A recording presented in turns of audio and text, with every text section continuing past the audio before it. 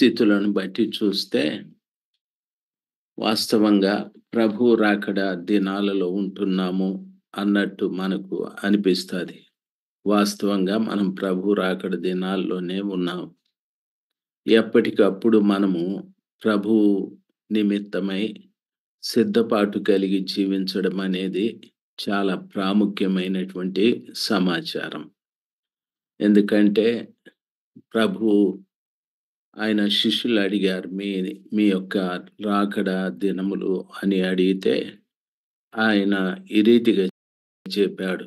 రాజ్యం మీదికి రాజ్యము, ప్రజల మీదికి ప్రజలు, అక్కడక్కడ భూకంపాలు, కరువులు ఇవన్నీ జరుగుతాయని ప్రభుల వారు సెలవిచ్చారు.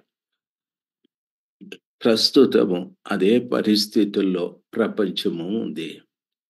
ప్రపంచంలో ఎదుర్కొంటున్నటువంటి మరొక సమస్య ఏమిటంటే, ఏ దేశంలో కూడా సమాధానం లేదు, సంతోషం లేదు. మనము దేశాల వరకు వెళ్ళనవసరం లేదు, కానీ మనము మన కుటుంబాల్లో కూడా సంతోషం లేదు, సమాధానం లేదు. ఇంకా మనము ఆలోచన చేస్తే ఎంతో గొప్పగా యేసు ప్రభు మా దేవుడు అని చెప్పుకుంటున్నటువంటి ప్రజల మధ్యలో కూడా సంతోషం లేదు, సమాధానం లేదు.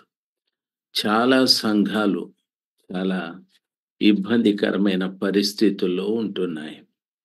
మీరు ఆలోచించాలి. మనము చాలా భక్తిగా ఉన్నాము అనుకుంటూనే మనము భక్తి లేనటువంటి వ్యక్తులు ప్రవర్తించినట్లుగా ప్రవర్తిస్తూ ఉంటాం. ఈ రీతిగా చాలా సంఘాలు, చాలా కుటుంబాలు, అదే రీతిగా దేశాలు కూడా జనం మధ్యన కూడా సమాధానం లేకుండా ఇబ్బంది పడుతున్నటువంటి రోజులు.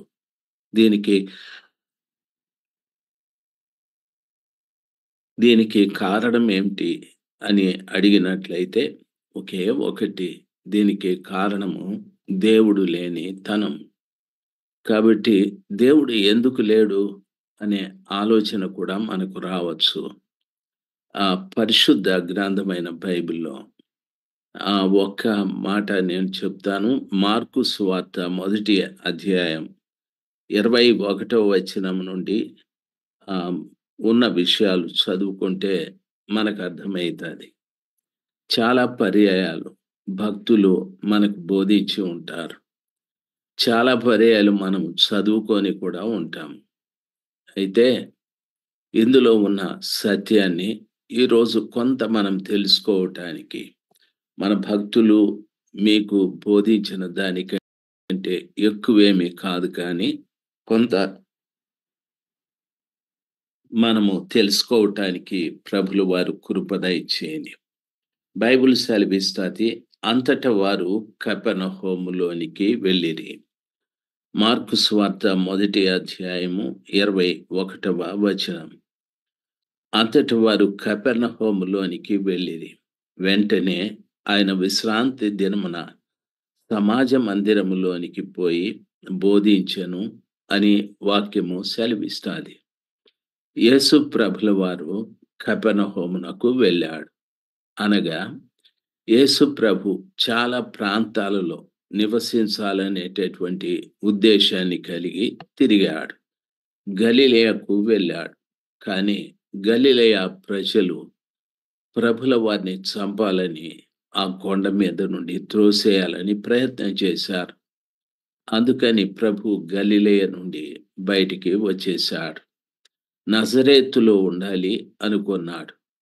నజరేతులో ఉండాలి అనుకుంటే బైబిల్ సెలవిస్తది, ఏ ప్రవక్త తన సొంత ప్రాంతంలో ఘనత పొందడు అనని. కాబట్టి నజరేతు కూడా ఆయనకు కుదరలేదు. యెరూషలేము, బేతనియాకు వెళ్ళాడు. బేతనియాలో కూడా ఆయన ఉండటానికి వీలు కాలేదు. యెరూషలేముకు వెళ్ళాడు. యెరూషలేములో కూడా ఆయనకు కుదరలేదు. ఎందుకంటే ప్రభువు చెప్పాడు, యెరూషలేమా యెరూషలేమా, నీవు నా మాట వినలేదు, కాబట్టి ఈ రాయి మీద రాయి నిలబడకుండా నేలమట్టమైపోతుందని శపించాడు. యెరూషలేము పట్టణంలో ప్రజలు దేవునికి లోబడనోలేని ప్రజలు చాలా మంది ఉన్నారు. అందుకనే ప్రభు అంటాడు, కోడి తన పిల్లలను తన రెక్కల కింద చేర్చుకున్నట్టుగా మిమ్మల్ని నేను చేర్చుకోవాలనుకుంటుని, కానీ మీరు నా మాట విననొల్లకపోతిరి అని ప్రభు అక్కడ కూడా వదిలేశాడు. వదిలేసి నజరేతు ఇక్కడ కపెర్నహూముకు వచ్చేశాడు. ఇప్పుడు ఎవరైనా యేసు ప్రభుల వారు ఎక్కడున్నారు అంటే కపెర్నహూములో ఉన్నారు అని చెప్తారు. కాబట్టి ప్రభుల వారు ఆయా ప్రాంతాలు తిరిగి సువార్త ప్రకటించి కపెర్నహూముకు వచ్చేసేవాడు. కపెర్నహూముకు వచ్చిన తరువాత బైబిల్ సెలవిస్తుంది, వెంటనే ఆయన విశ్రాంతి దినమున సమాజ మందిరంలోనికి పోయి బోధించెను అని అంటాడు. కపెర్నహూములోకి వచ్చిన తరువాత వెంటనే అని చెప్తారు. ఆ రోజు విశ్రాంతి దినమని తెలిసి సమాజ మందిరంలోనికి వెళ్ళి బోధించుచుండెను అని వాక్యము సెలవిస్తుంది. ప్రియులారా, గమనించాలి, సమాజ మందిరానికి వెళ్ళు విషయంలో ప్రభుల వారు అశ్రద్ధ చూపెట్టలేదు. సమాజ మందిరానికి వెళ్ళు విషయంలో చాలా శ్రద్ధ చూపెట్టాడు. ప్రియులారా, గమనించాలి, అక్కడికి వెళ్ళి బోధించాడు అని ఉంది. ఈ రోజున దేవుని మందిరానికి రావటానికి చాలా మంది అశ్రద్ధ చేస్తూ ఉంటారు, నిర్లక్ష్యం చూపెడుతూ ఉంటారు. అసలు దేవుని మందిరం అంటే లక్ష్య పెట్టని జనము బోలెడంత మంది ఉన్నారు. తాము పేదరికంలో ఉన్నప్పుడు దేవుడా నన్ను కాపాడమని అర్థించారు, ప్రార్థించారు, మొరపెట్టారు. తాము కష్టాలలో ఉన్నప్పుడు ఆ కష్టాల నుండి మమ్మల్ని కడతీర్చుమని ఉపవాసం ఉన్నారు. ఎంతో మంది దైవ సేవకుల్ని ప్రార్థించమని కూడా కోరారు. ఆ రీతిగా దేవునితో ఒక చక్కటి సంబంధాన్ని కలిగి ఉన్నటువంటి జనం నేడి ఏమైపోయాది అంటే కనీసం దేవుడంటే ఇష్టం లేని స్థితిలో మారిపోయాది. దేవుని సన్నిధానంలోకి రావాలి అంటే చాలా కష్టంగా భావిస్తూ ఉన్నారు. చెప్తారు, మాకు ఉద్యోగం ఉందండి, నాకు వారంలో ఒక్కరోజే సెలవు, అంత ఇంటికి కావలసిన ముడి సరుకులన్నీ కూడా కొనాలి, లేకపోతే ఇంటికి నేను స్నేహితులను ఆహ్వానించాను, బంధువులను ఆహ్వానించాను అని చెప్తారు. ప్రభుల వారి వాక్యంలో ఏముందంటే విశ్రాంతి దినమని తెలిసి ప్రభుల వారు సమాజ మందిరానికి వెళ్ళి బోధించుచుండెనని. దేవుని బిడ్డలు ఎప్పుడు కూడా తమ స్థితి పెరిగిన కొలది దేవునితో గొప్ప సంబంధాన్ని కలిగి ఉండడం చాలా మంచిది. ఎప్పుడు కూడాను దేవుని మనము నిర్లక్ష్యము చేయకూడదు. దేవుని వాక్యం సెలవిచ్చిన రీతిగా ప్రభుల వారు వెంటనే సమాజ మందిరానికి వెళ్ళి బోధించుచుండెనని చెప్పాడు.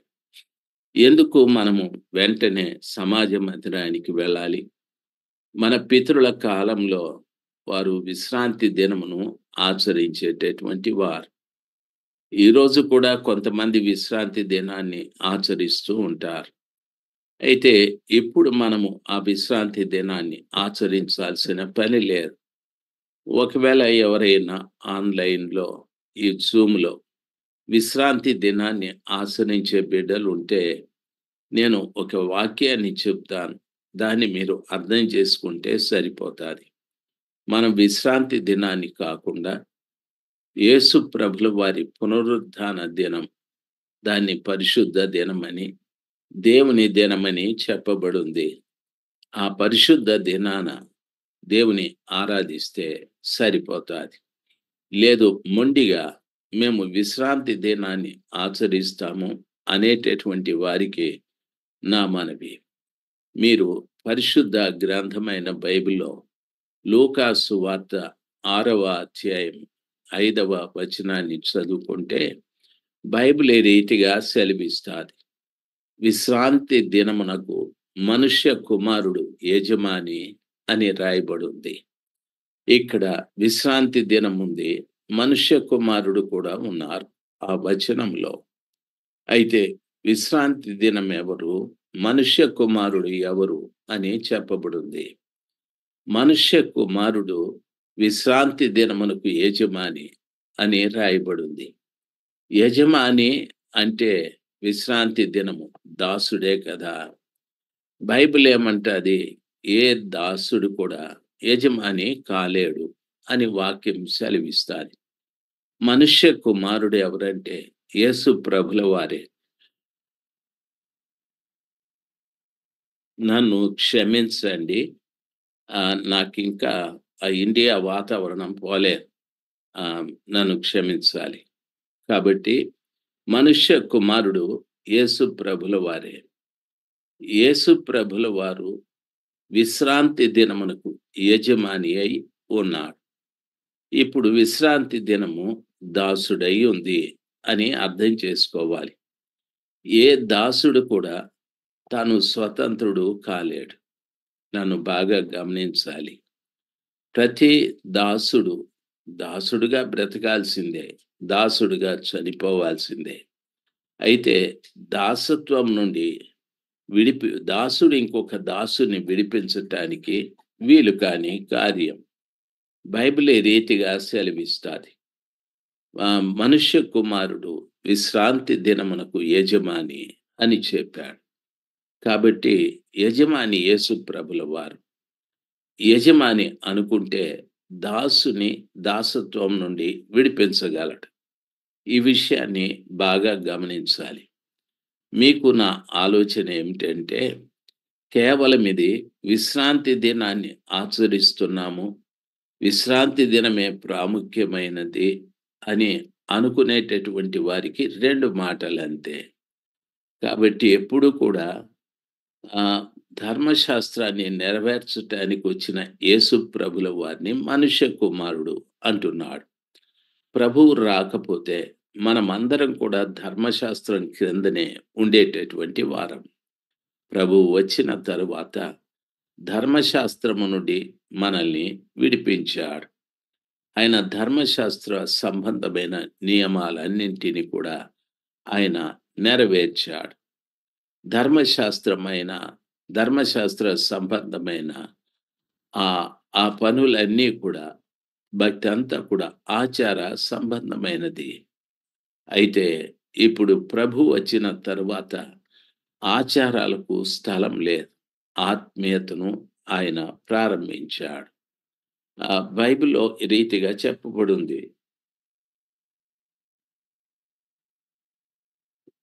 క్షమించండి. కాబట్టి దేవుని పిల్లలుగా మనం ఇప్పుడు ఆచార సంబంధమైన భక్తులు కాదు. మన దేవుని ఆత్మతో సత్యముతో ఆరాధించేటటువంటి ఒక శ్రేష్టమైన కార్యంలోకి వచ్చాం మనమంతా కూడా. కాబట్టి దేవుని బిడ్డలు ఈ యొక్క విశ్రాంతి దినమును ఆచరించడం అనేది మంచిది కాదు. నేను మొదట ఒకటి చెప్పాను, మనుష్య కుమారుడు యజమాని, విశ్రాంతి దినము దాసుడు. ఏ దాసుడు ఇంకొక దాసుని విడిపించలేడు. కాబట్టి విశ్రాంతి దినమని చెప్పిన దాసుని దగ్గరికి మనం వెళితే మనము పాపపు దాస్యత్వంలో ఉన్నటువంటి వారం. ఆ విశ్రాంతి దినము మనుష్య కుమారునికి దాసుడుగా ఉంది. కాబట్టి దాసుడు మరో దాసునికి ఏమీ చేయలేడు. రెండవది, విశ్రాంతి దినము అన్నారు. విశ్రాంతి దినము అయితే మనుష్య కుమారుడు యేసు ప్రభుల వారు. దినము మారుతూ ఉంటుంది. ఈరోజు శుక్రవారం, రేపు శనివారం, ఎల్లుండి ఆదివారం. దినాలు మారుతూ ఉంటాయి. అయితే మనుష్య కుమారుడైన యేసు ప్రభుల వారు ఎప్పుడు మారడు. అందుకని పౌలు భక్తుడు చెప్తాడు, ఆయన నిన్న, నేడు, రేపు నిరంతరము ఏకరీతిగా ఉంటాడు. ఆయనలో మార్పు లేదు అని చెప్పాడు. కాబట్టి దినం మారుతాది. దేవుడు మారడు. మారేటటువంటి దినాన్ని నమ్ముకుంటే మన జీవితాలు కూడా వ్యర్థమైపోతాయి. ఒకటి బైబిల్ సెలవిస్తాది విశ్రాంతి దినము దాసుడు. రెండవది విశ్రాంతి దినము. అది దినము. మూడవది ఈ విశ్రాంతి దినము ఎవరికి విమోచన కలిగించలేదు. కాబట్టి ప్రియులారా, యజమాని అయిన ఆ మనుష్య కుమారుడైన యేసు ప్రభుల వారు మాత్రమే ఒక వ్యక్తికి విమోచన ప్రసాదించగలడు. పాపమను దాసత్వములో ఉన్నటువంటి మనల్ని యేసు ప్రభుల వారు ఎంతో ప్రేమతో ప్రేమించి పాపపు దాసత్వము నుండి మనల్ని విడిపించి ఆయన మనకంటుకున్నటువంటి మరకల్ని, మనకంటుకున్నటువంటి ప్రతి విధమైన మచ్చ, డాగుని ఆయన కల్వరి రక్తముతో మనల్ని కడిగి పవిత్రపరిచి శుద్ధీకరించాడు. మనల్ని పరిశుద్ధపరిచాడు. కాబట్టి యేసు ప్రభుల వారు మనకంటుకున్న పాపపు కళంకాలంతటినీ కూడా ఆయన రక్తముతో కడిగి శుద్ధీకరించాడు. దినం ఆ కార్యము చేయలేదు కదా, దేవుడు ఆ కార్యాన్ని చేశాడు. అందుకు దేవునికి మనం ఎంతో కృతజ్ఞత చెల్లించ బద్దులమై ఉన్నాం. కాబట్టి యేసు ప్రభుల వారు అది విశ్రాంతి దినమని ఎరిగి వెంటనే సమాజ మందిరమునకు వెళ్ళి బోధించుచుండెను అని అంటాడు. రెండవ విషయం ఏమిటంటే, చాలామంది మందిరానికి రావటానికి సాకులు చెప్తూ ఉంటారు. నాకు ఈ పనుంది, ఆ పనుంది, నేను అక్కడికి వెళ్ళాలి, ఇక్కడికి వెళ్ళాలి, వారంలో ఒక్కరోజు మాత్రమే మాకు సెలవని మాట్లాడుతూ ఉంటారు.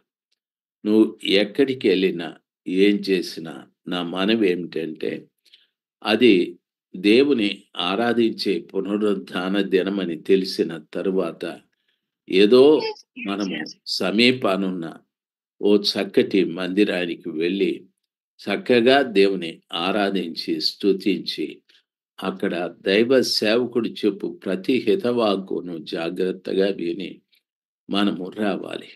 కాబట్టి విశ్రాంతి దినమున ప్రార్థనకు వెళ్ళడం మాత్రము మానుకోకూడదు. రెండవది, సరి విశ్రాంతి దినము అన్నాను, క్షమించండి, పునరుత్థాన దినాన్ని మనము ప్రభు దగ్గరికి వెళ్ళడం అనేది మానుకోకూడదు. రెండవది, ప్రభు దినమని చెప్పబడిన ఆ పరిశుద్ధ దినాన మనం ఒక్కరు మాత్రమే వెళ్ళాలనా, అందరూ వెళ్ళాలనా?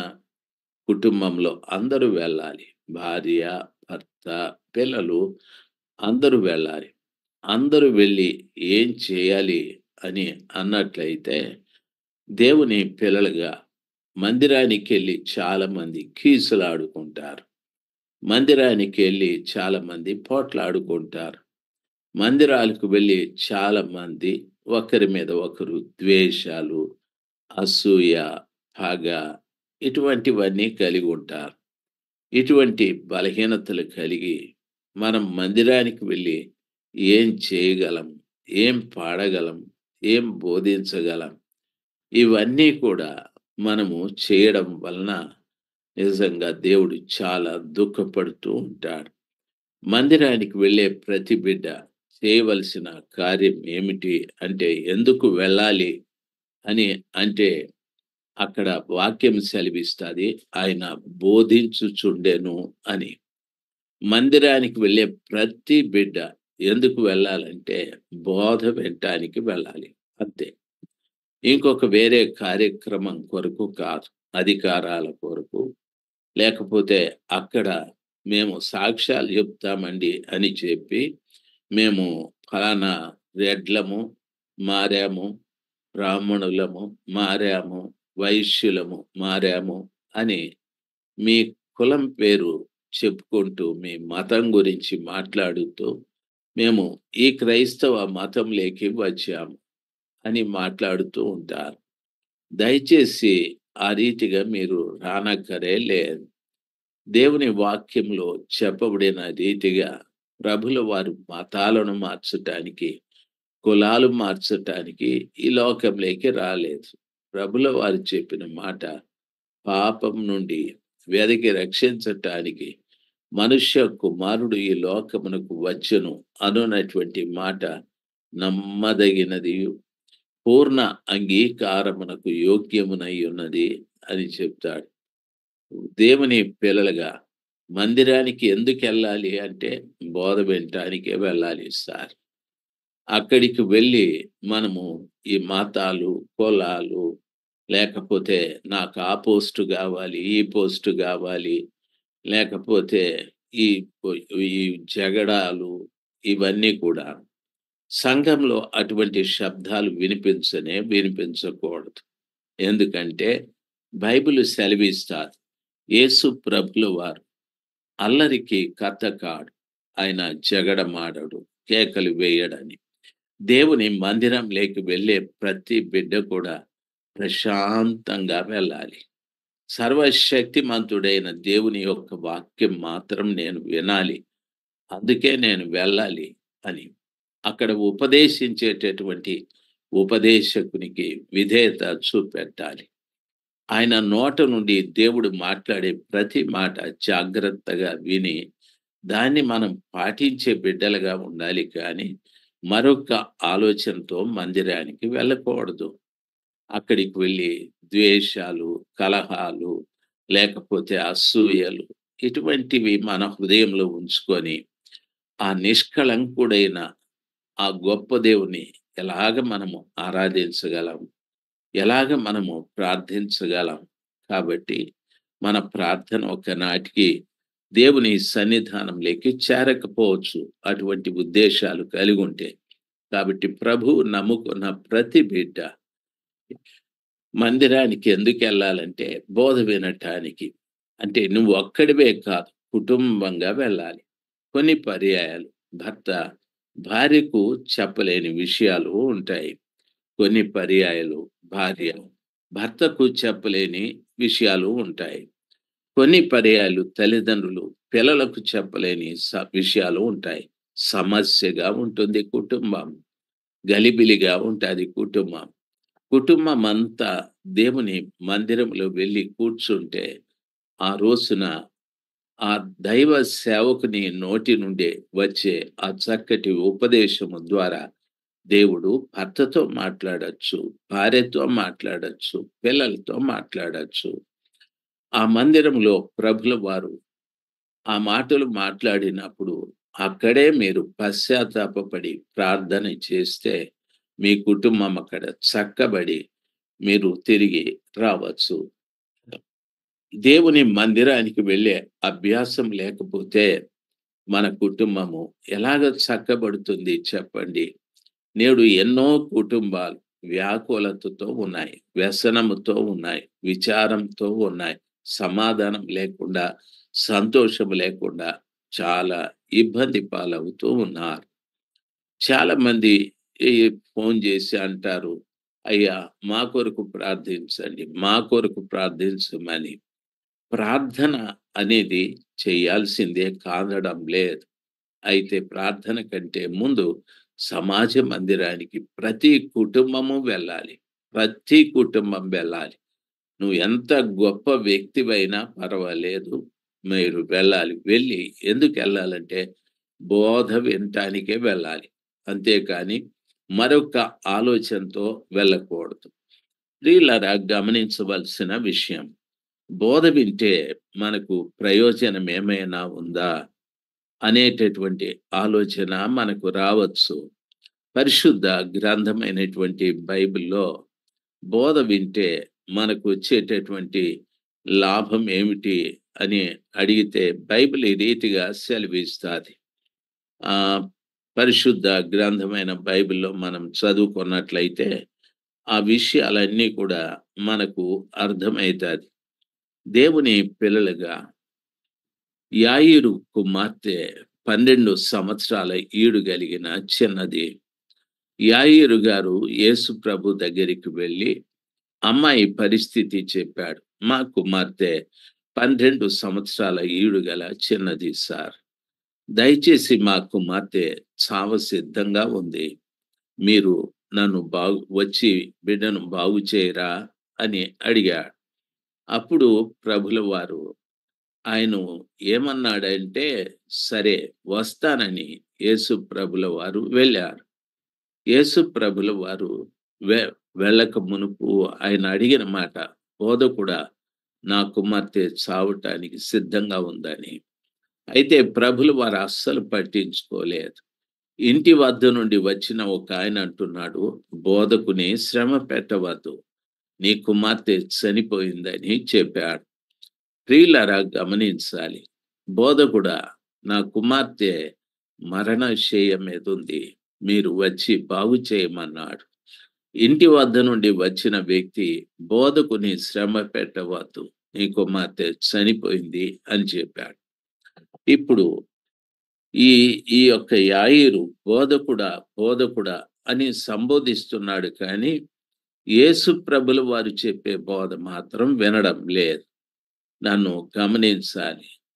బోధకుడా బోధకుడా అంటున్నాడు, బోధ మాత్రం వినడం లేదు. ఒకవేళ సమాజ మందిరానికి వెళ్ళి, దేవుని మందిరానికి వెళ్ళి నీవు అక్కడ బోధ వినకపోతే ఏమైతుందో తెలుసా? నీ బాధ సావు దాకా వెళ్ళిపోతాది. చాలా మంది మందిరాలకి ఎందుకు వస్తారంటే బాధలు చెప్పుకోవటానికే. బహుశా ఈ దేశంలోకి చాలా మంది వస్తూ ఉంటారు పిల్లలు చదువుకోవటానికి. వాళ్ళు వాళ్ళు చెప్పే మాట, సార్ మాకు ఉద్యోగం లేదు ప్రార్థించండి, సార్ మాకు అది లేదు ప్రార్థించండి, వసతి లేదు, భోజనం లేదు, ఖర్చు పెట్టడానికి డబ్బులు లేవు ప్రార్థించండి, ప్రార్థించండి, మాకు ఆరోగ్యం సరిలేదు ప్రార్థించండి. మందిరానికి వచ్చే 100 మందిలో దరిదాపు 70 మంది వారి అవసరాల కోసమే, వారి బాధల కోసమే వాళ్ళు వస్తూ ఉంటారు. దయచేసి బాధ కొరకు ప్రభు దగ్గరికి రానవసరం లేదు, బోధ కొరకే రావాలి.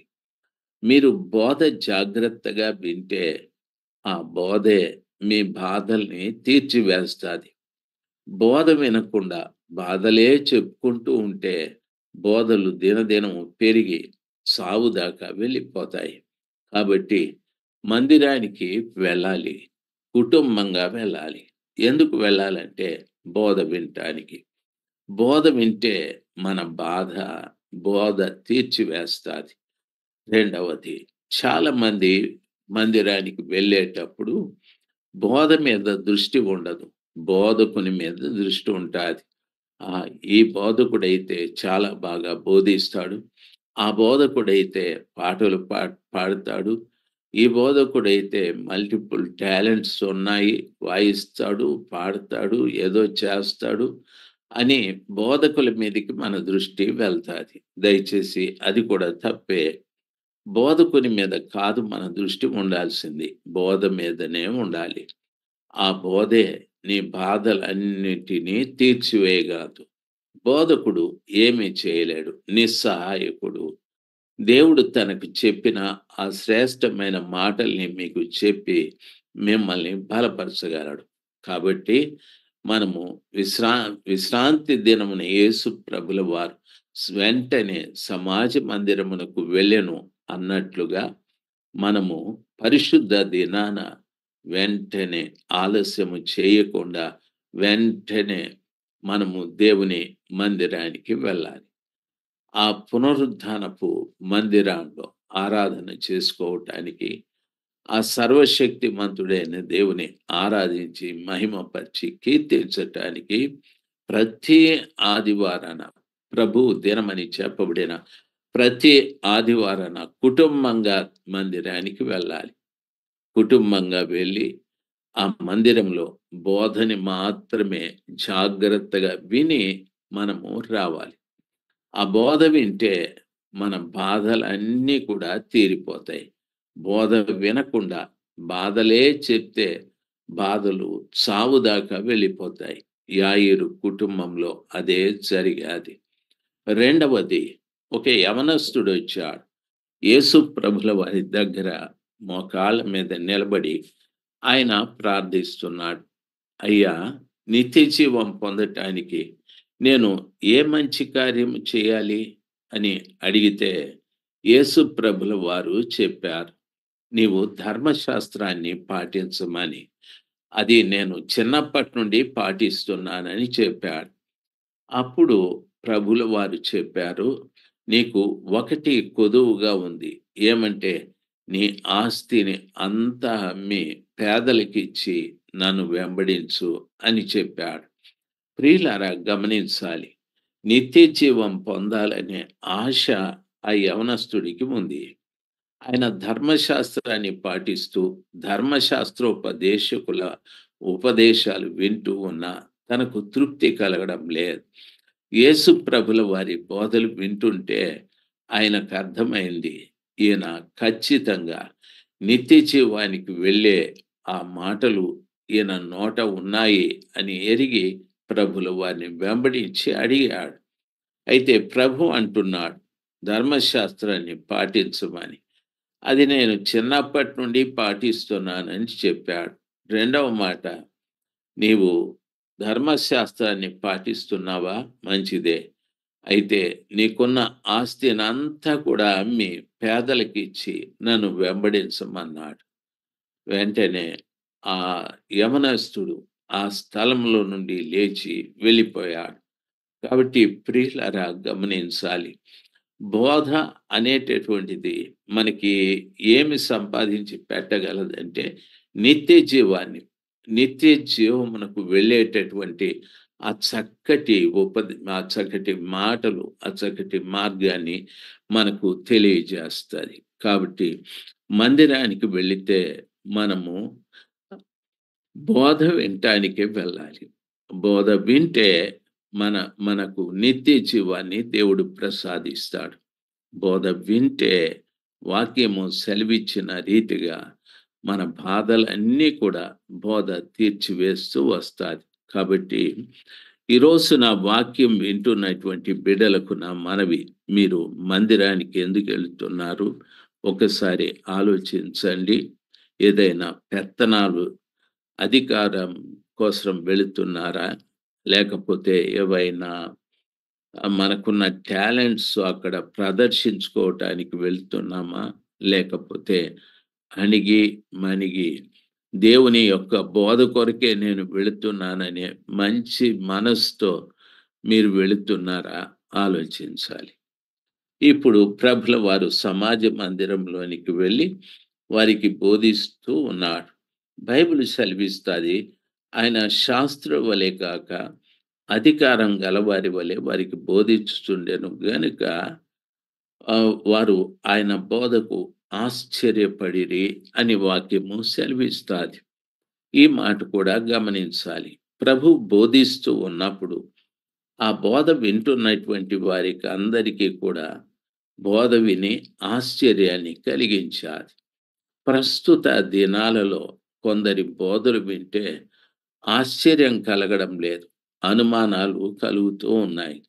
ఈ బోధ నిజమైన బోధేనా? ఈ బోధకుడు నిజమైన బోధకుడేనా? అనని ఈ రోజున దేవుని వాక్యాన్ని వినే ప్రతి బిడ్డలో కూడా ఆశ్చర్యము, ఆయన యొక్క జ్ఞానాన్ని బట్టి వారు ఆశ్చర్యపడ్డారు. ఇంత జ్ఞానం ఇతనికి ఎలాగా వచ్చాది అని వారు ఆశ్చర్యపడ్డారు. కాబట్టి దేవుని యొక్క వాక్యం మనం వినడం వలన మనకు పరలోక సంబంధమైన జ్ఞానం, వాక్యంలో ఉన్నటువంటి జ్ఞానాన్ని దేవుడు ప్రసాదిస్తాడు. అంతేకాకుండా వాక్యము సెలవిచ్చిన రీతిగా అక్కడ చెప్పబడిన మాట ఏమిటంటే, చూడండి, ఆయన బోధిస్తూ ఉన్నప్పుడు ఆయన శాస్త్రుల వలె కాకుండా అధికారం గలవారి వలె బోధించుచుండెను అని, గనుక వారు ఆయన బోధకు ఆశ్చర్యపడ్డారు అని. ప్రభు బోధించేటప్పుడు అధికారంతో బోధించాడు. ఎవరి మీద అధికారము? ఈ రోజున చాలా మంది బోధకులు ప్రజల మీద అధికారాన్ని చూపెడతారు. ఏమనో తెలుసా? మీరు అక్కడికి వెళ్ళకూడదు, ఇక్కడికి వెళ్ళకూడదు, అది మంచిది కాదు, ఇది మంచిది కాదు. హెచ్చరికలు మంచివే కానీ మనుష్యుల మీద అధికారం కాదు. మనుష్యులను త్రోవ తప్పిస్తున్న అపవిత్రాత్మల మీద అధికారాన్ని బోధకుడు కలిగి ఉండాలి. ఈ విషయాన్ని బాగా గమనించాలి. చాలా మంది బిడ్డలు అపవిత్రాత్మ చేత వారు బలహీనులైపోతూ ఉంటారు. వాక్యం చదవాలనుకుంటారు, చదవలేరు. ప్రార్థించాలి అనుకుంటారు, ప్రార్థించలేరు. సహవాసానికి మానకుండా వెళ్ళాలి అనుకుంటారు, కానీ సహవాసానికి వెళ్ళటానికి వీలు కాని పరిస్థితి. ఈ రీతిగా ఎంతో మంది ప్రియులరా బలహీనులు ఉన్నారు. అయితే మనము దేవుని మందిరానికి వెళ్ళేటప్పుడు బోధకుని బోధలో మన బలహీనతలన్నీ కొట్టివేయబడు రీతిగా ఆ బోధలో మన జీవితంలో ఆశ్చర్యాన్ని కలిగించే చక్కటి హితవులు ఉంటాయి. జాగ్రత్తగా బోధకుని నోట నుండి వచ్చే ప్రతి మాటను జాగ్రత్తగా మనము పాటించే బిడ్డలుగా ఉండాలి. ఆయన శాస్త్రుల వలె, పరిసయ్యుల వలె కాకుండా అధికారం గలవాని వలె ఆయన బోధించాడని వాక్యము సెలవిస్తాది. కాబట్టి బోధకు అధికారం ఉంది. ఎందుకంటే మనల్ని త్రోవ తప్పించే బలహీనతలు కానీ, బలహీనమైన కార్యాలు కానీ, అపవిత్రాత్మలు కానీ ప్రతి దానిని ఎదిరించగలిగిన సామర్థ్యత ఆ బోధకునిలో ఉంటాది.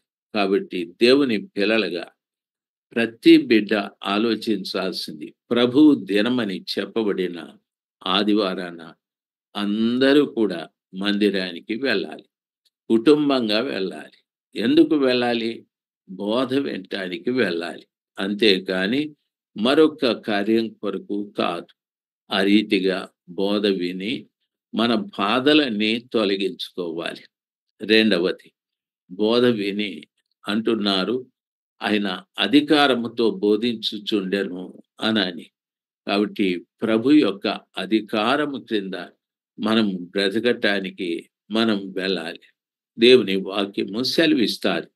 4-5 విషయాలు మీకు చెప్పాను. అయితే ఇంకా ప్రాముఖ్యమైనది ఇంకొకటి ఉంది.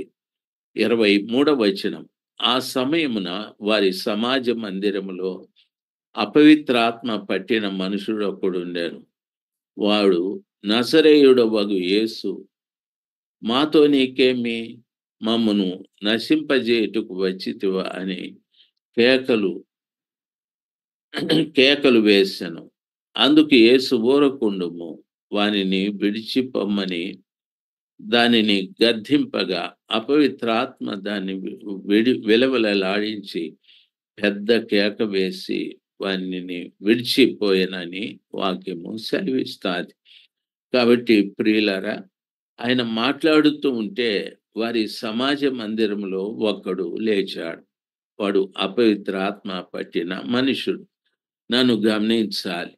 చాలా మంది సమాజ మందిరాల్లో అపవిత్రాత్మ పట్టిన మనుషులు ఉంటారు. ఈ విషయాన్ని బాగా వినాలి. అంతకు మునుపు శాస్త్రులు, పరిసయ్యులు చాలా మంది బోధించారు, ప్రార్థించారు. ఉపవాస ప్రార్థనలు కూడా జరిగాయి. వాడు బయటికి రాలేదు. అయితే యేసు ప్రభుల వారు మాట్లాడుతూ ఉంటే వాడు లేచి నిలబడి, వాడు అంటున్న మాట ఏమిటో తెలుసా?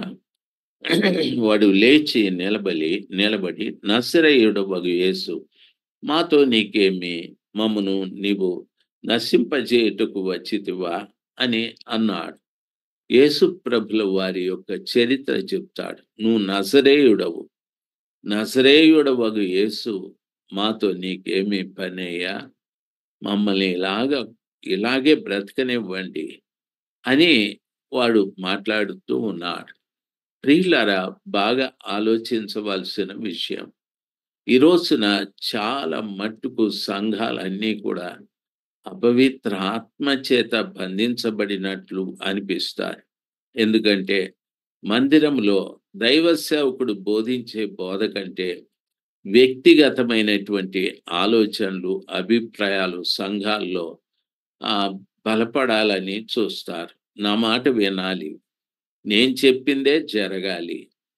లేకపోతే ఈ పద్ధతి ఇలాగుండాలి, ఆ పద్ధతి అలాగుండాలి అనే కొన్ని పర్యాయాలు ఆ రీతిగా 2 వర్గాలుగా మారిపోతాయి సంఘాలు. వారు మారడమే కాదు, వారి జీవితాలలో దేవుని ఆలోచన ప్రకారంగా దేవుని యొక్క కృప లేదు.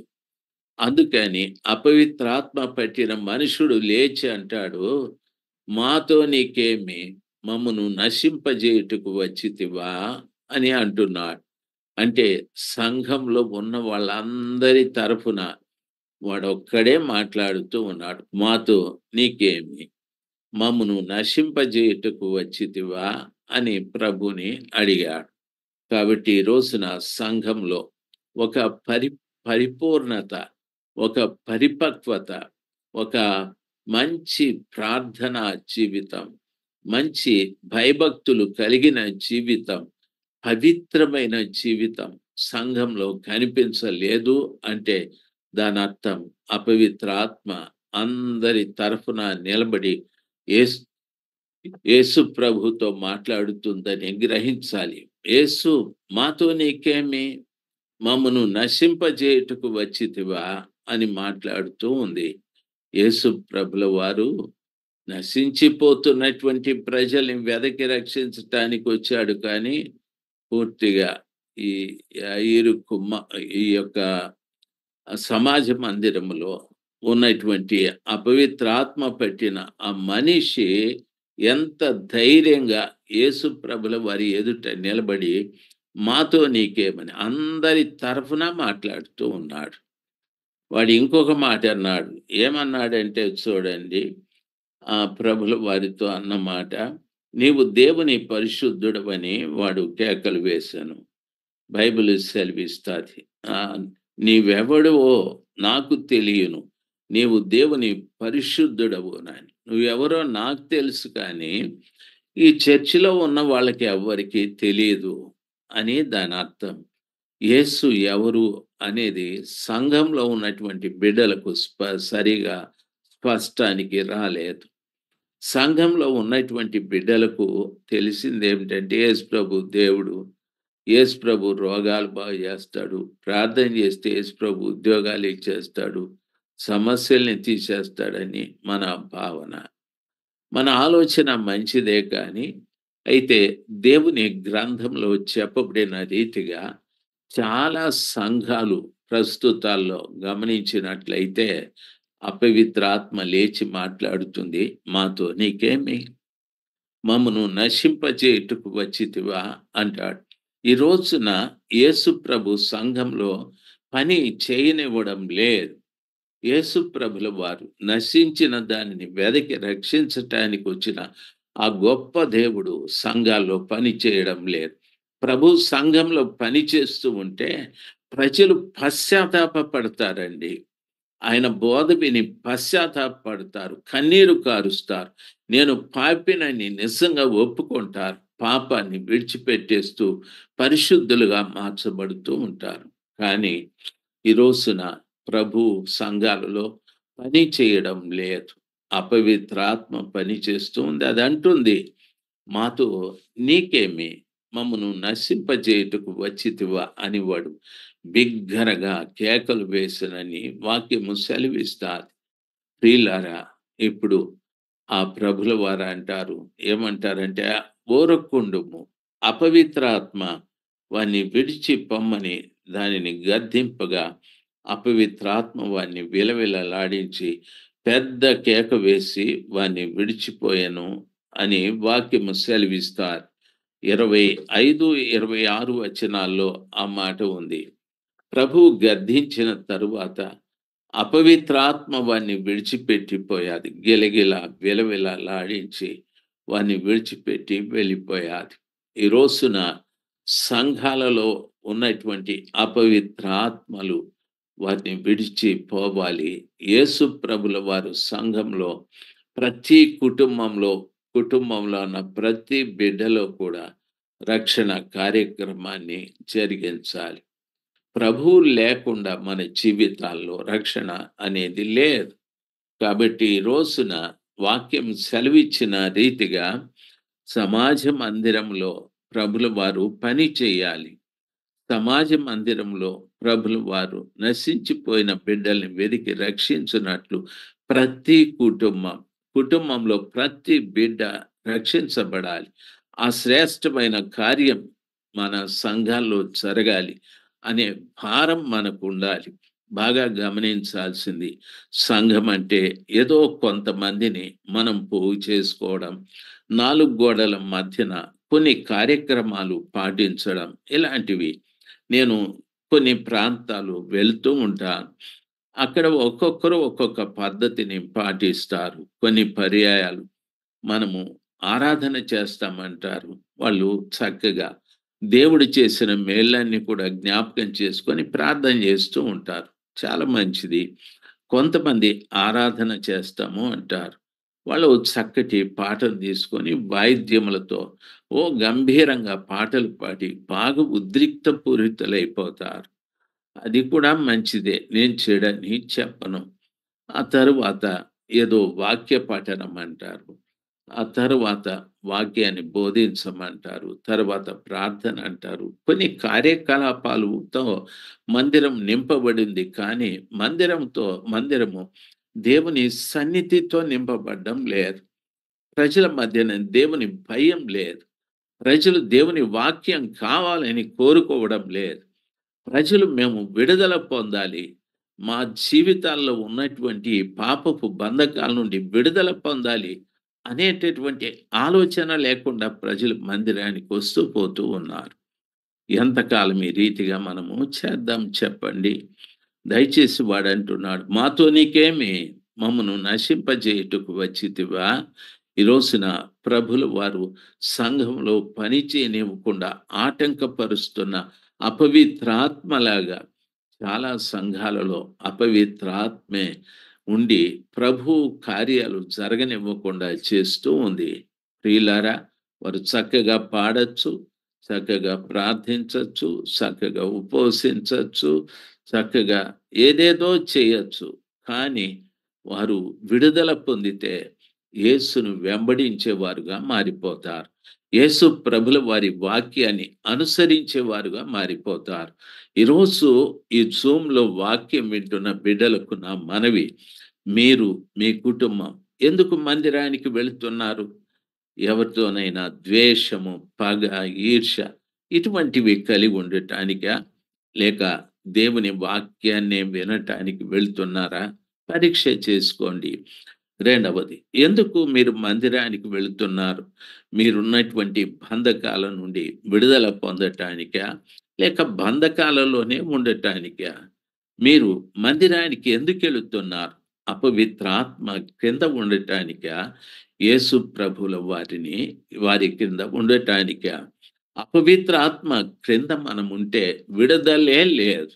జీవితాంతం పగ, ద్వేషాలు, అసూయ, కుట్రలు ఇలాంటి వాటితో జీవిస్తూ ఉంటాం.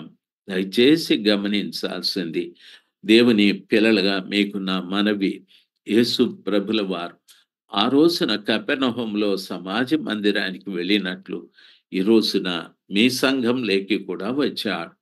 ప్రభు వైపు చూడండి. ప్రభా, నాకు విడుదల ప్రసాదించండి అని ప్రభు దగ్గర మొరపెట్టండి. ప్రభా, నాకు విడుదల కలిగించండి. నా జీవితంలో నేను ఆత్మీయంగా ఎదుగుదల చెందకపోవటానికి అడ్డుగా ఉన్న ప్రతి పాపం, ప్రతి వ్యతిరేకత, ప్రతి బలహీనత, ప్రతి బానిసత్వం యేసు నామంలో నాకు విడుదల కలుగునుగాక. ప్రభా, నాకు ఆ విషయంలో సహాయం చేయమని ప్రభుల వారిని అడగండి. ప్రభుల వారు వారిని చూసి ఆయన వారిని గద్దించి వానిని విడిచిపోమ్మని చెప్పాడు. అపవిత్ర ఆత్మ వారిని విడిచిపెట్టి వెళ్ళిపోయారు. విలవిలలాడించి విడిచిపెట్టి వెళ్ళిపోయాదని వాక్యం సెలవిస్తారు. కాబట్టి ఈ రోజున ప్రభు పిల్లలుగా మీకు నా మనవి, ఎందుకు సమాజ మందిరానికి వెళ్ళాలి అనే విషయం. రెండవది, మనము విశ్రాంతి దినము కాదు, పరిశుద్ధ దినాన్ని ఆచరించాలని మనము యేసు ప్రభుల వారి బోధని హృదయపూర్వకంగా స్వీకరించాలి.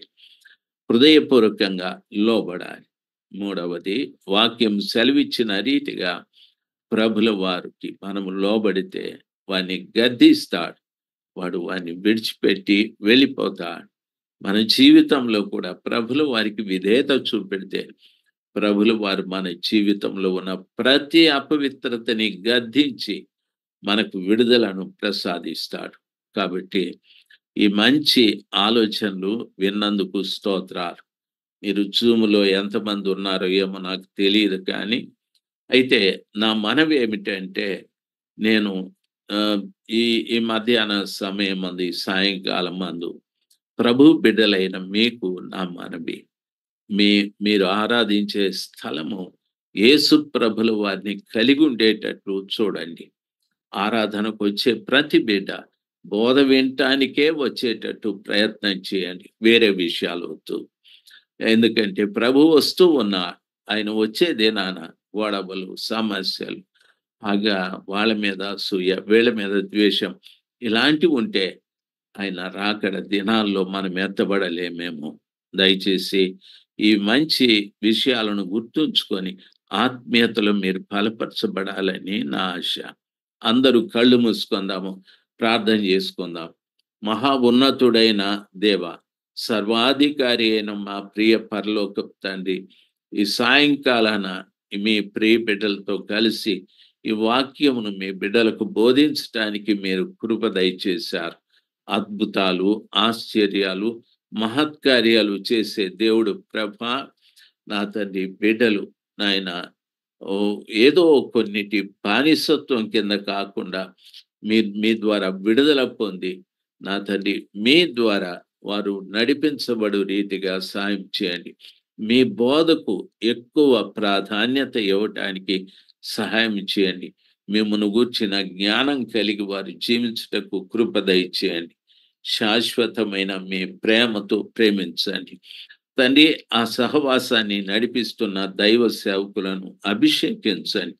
ఈ కడబరి దినములలో ప్రభ అనేకుల్ని ప్రభు దగ్గరికి నడిపించే ఒక బలమైన సాధనంగా దైవ సేవకుని మీరు బలపరచుమని ప్రార్థిస్తున్నాను. తన కుటుంబాన్ని బలపరచుమని ప్రార్థిస్తున్నాను తండ్రి. నా ప్రభ సంఘంలో ఉన్న ప్రతి కుటుంబాన్ని దీవించండి. ఎవరో బిడ్డ కరోనాతో బాధపడుతుందని విన్నా. దయచేసి ఆ బిడ్డను ముట్టండి స్వామి.